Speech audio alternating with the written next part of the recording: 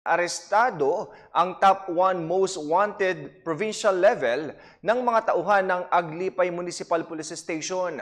Dahil po yan sa kasong pagpatay. Yan ang ibabahagi ni Staff Sergeant Jeff Jan Nabasa. Matapos ang ilang buwang pagtatago ay nahuli na ang sospek sa nakaririmarim na pagpatay sa isang ginang na kanyang umanong kinakasama na walang habas na pinagtataga hanggang sa mamatay noon lamang Mayo nitong taon.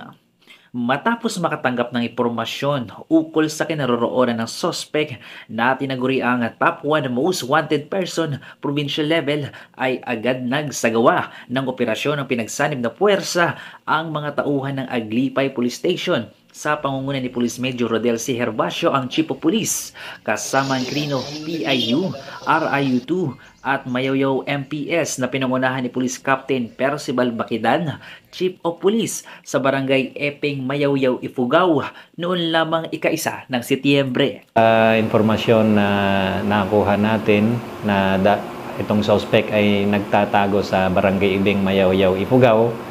So, joint operation conducted by this personnel of Aglipay Police Station, the Quirino Police Provincial Intelligence Unit at yung Regional Intelligence Unit kasama ang Mayawyaw Police Station ay nadakip natin itong suspect doon sa kanyang pinagtataguan. Inaresto ang akusado na si alias Ahan, 44 na taong gulang, walang asawa, magsasakat residente ng nasabing lugar. Ang akusado ay nahuli sa bisa ng warrant of arrest para sa kasong pagpatay o murder.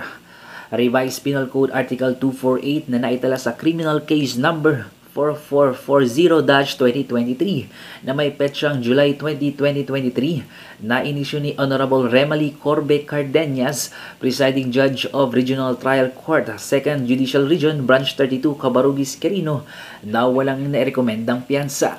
Ang nasabing akusado ay pansamantalang nakapiit sa pulisya ng Aglipay habang ang kanyang papeles ay pinoproseso para maisumeter sa korteng nakakasakop nito. Ang pagkakadakip ng sospek ay isa lamang sa ipinamalas na dedikasyon sa trabaho ng Quirino PNP kung saan ay hindi tumitigil at patuloy pang papaigtingin ang kampanya laban sa mga taong pinaghahanap ng batas.